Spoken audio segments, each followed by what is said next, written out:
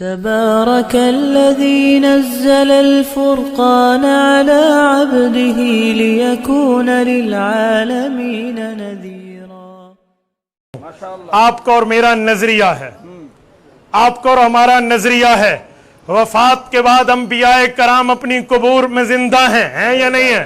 ہاتھ کھڑا کیجیے عقیدہ حیات النبی پر. عقیدہ حیات النبی، غیرت سے جواب دیجیے.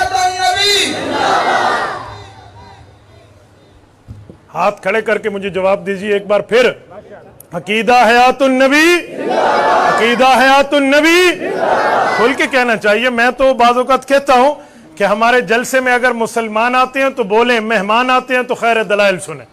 ہم مہمانوں سے مخاطب نہیں ہیں، ہم مسلمانوں سے مخاطب ہیں. توجہ. اپنا عقیدہ ہو تو کھل کے اظہار کرنا چاہیے. کسی سے پوچھو تیری قوم کیا ہے، باپ دادے تک بندہ بتا دیتا ہے. کس سے پوچھے تیری زبان کیا ہے، سب کچھ بتا دیتا ہے. پوچھے علاقہ کیا ہے، وسیب کی سب کچھ بتا دیتا ہے. پوچھے آپ کا مذہب اور مسلک کیا ہے، جی ایسا بس مسلمان ہے. بھائی دو باتیں ہیں، یا تو عقیدے سے ناواقف ہے یا تجھے عقیدہ بتانے سے بغض ہے. نہ ہمیں بغض ہے اور نہ علماء دیوبند عقیدے سے ناواقف ہے. ہم سب ساتھی پورے ایمان سے اور جذبے سے اور پوری طاقت سے جواب دے. عقیدہ حیات النبی، آواز نہیں ہے، ٹریفک چوک تک جانی چاہیے. عقیدہ حیات النبی، جوانو جوانی کا جواب دو. عقیدہ حیات النبی، بزرگوں احترام سے جواب دو. عقیدہ حیات النبی، جن کا ارادہ جنت پر جانے کا ہے وہی بولے عقیدہ حیات النبی. جزاکم اللہ، جزاکم اللہ. یہ جو ہم عقیدہ حیات النبی پر بات کرتے ہیں، ہمارا عقیدہ اور نظریہ ہے کہ وفات کے بعد انبیاء کرام اپنی قبروں میں زندہ ہیں. خصوصاً سرور کائنات صلی اللہ علیہ وسلم وفات حسرت آیات کے بعد گنبد خضرا کے سائے میں روضہ اقدس میں قبر مبارک میں یوں زندہ ہیں کہ اگر قبر پہ حاضر ہونے والا صلاۃ و سلام پڑھے تو رسول اللہ خود سنتے ہیں.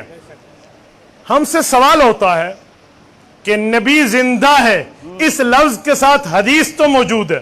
مسند ابی اعلیٰ جلد نمبر 6 صفحہ نمبر 124، اہل انبیاء احیاء فی قبورہم یصلون، صحیح حدیث موجود ہے.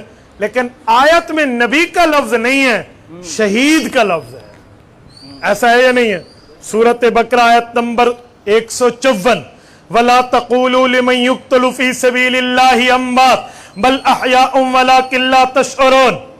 سورۃ آل عمران آیت نمبر 169، وَلَا تَحْسَبَنَّ الَّذِينَ قُتِلُوا فِي سَبِيلِ اللَّهِ أَمْوَاتًا بَلْ أَحْيَاءٌ عِندَ رَبِّهِمْ يُرْزَقُونَ فَرِحِينَ بِمَا آتَاهُمُ اللَّهُ مِنْ فَضْلِهِ وَيَسْتَبْشِرُونَ.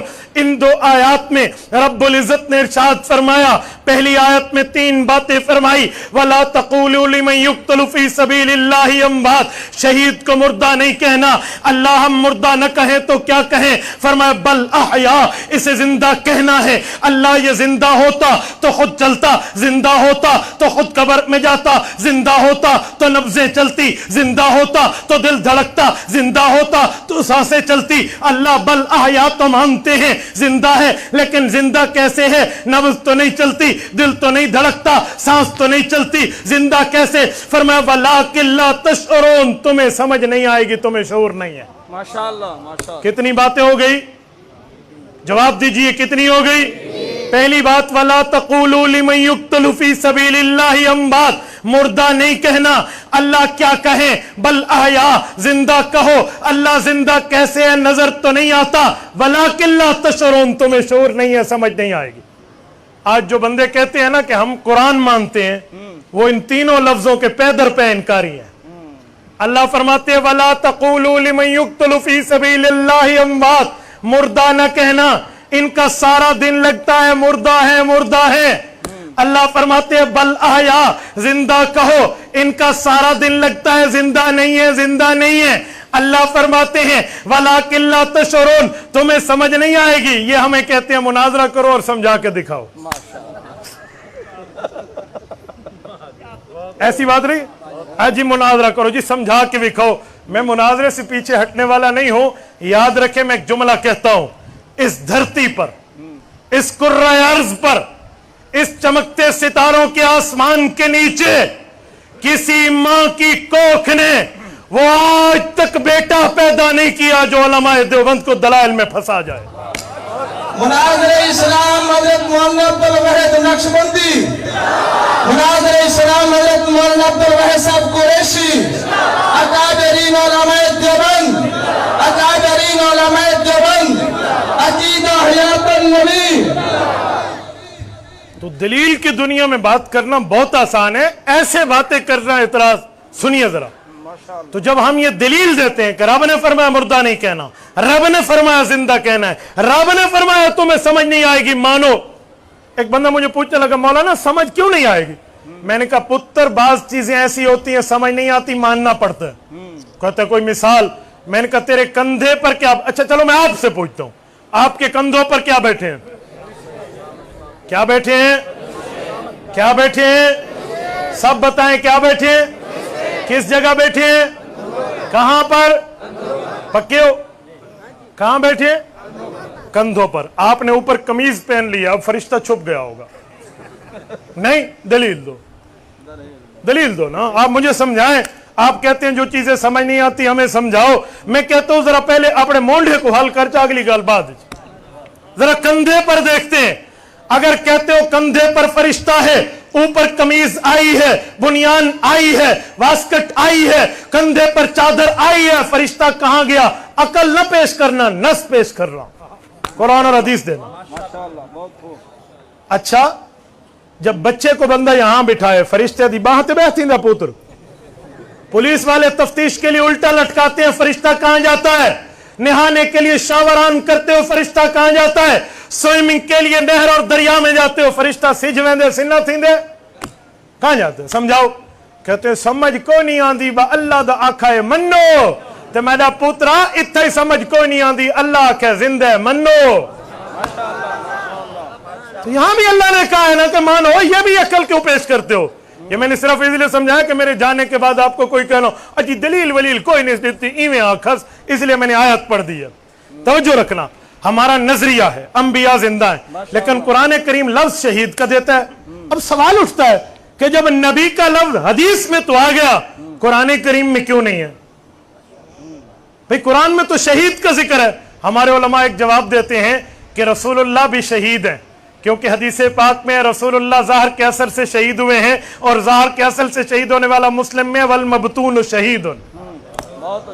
एक जवाब, लेकिन एक जवाब इससे भी ज्यादा जकोदन चस आ गई है। तवज्जो रखना।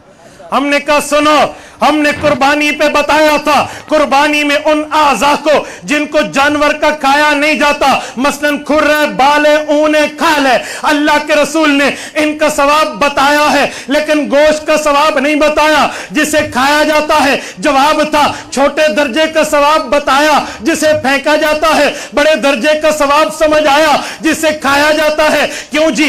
ओती तो जवामी अल कलीम, हुजूर को कलमा जामिया मिला है, लफ्ज एक है, मतलब कयाल होते हैं। नमाजों पर आए, जो भूल के छोड़ी उनका लफ्ज तो है, लेकिन जो जानबूझ के छोड़ी उनकी कज़ा का लफ्ज नहीं है। हमने कहा जो भूल के छोड़ी ये जुर्म छोटा है, जो जानबूझ के छोड़ी वो जुर्म बड़ा है। जब छोटे जुर्म का छोटे जुर्म का कफारा बताया कि इनकी कज़ा करो, तो बड़े जुर्म का बतरीके औला समझ आया कि उसकी कज़ा करनी पड़ेगी। क्यों जी? उती तो जवामी अल कलीम, हुजूर को कलमा जामिया मिला है, लफ्ज एक है, मतलब कई होते हैं। मैंने कहा इसी तरह कुरान करीम में शहीद के लिए जिंदा की बात आई है, नबी का लफ्ज वाज़े नहीं है। अजी क्यों नहीं है? मैंने कहा इसीलिए कि शहीद का दर्जा छोटा है, नबी का दर्जा बड़ा है। शहीद का रुतबा छोटा है, नबी का रुतबा बड़ा है। शहीद का मर्तबा छोटा है, नबी का मर्तबा बड़ा है। शहीद का दर्जा छोटा है, नबी का दर्जा बड़ा है। शहीद मुमिन है, नबी ईमान है। शहीद मुस्लिम है, नबी इस्लाम है। शहीद मजहब मानने वाला है, नबी मजहब लाने वाला है। शहीद कुरान पढ़ने वाला है, नबी कुरान सुनाकर उतार के अल्लाह के फरिश्तों का दिया हुआ तुम्हें पहुंचाने, सुनाने, बताने, समझाने वाला है। तो रब्बुल इज्जत ने शहीद का जिक्र किया, छोटे की हयात बताई, नबी की बड़ी हयात खुद ब खुद समझ आई। भाई क्यों? ऊती तो जवामी अल कलीम, पैगंबर की जात को कलमा जामिया मिला है, लफ्ज एक होगा मतलब कई होंगे। تبارك الذي نزل الفرقان على عبده ليكون للعالمين نذيرا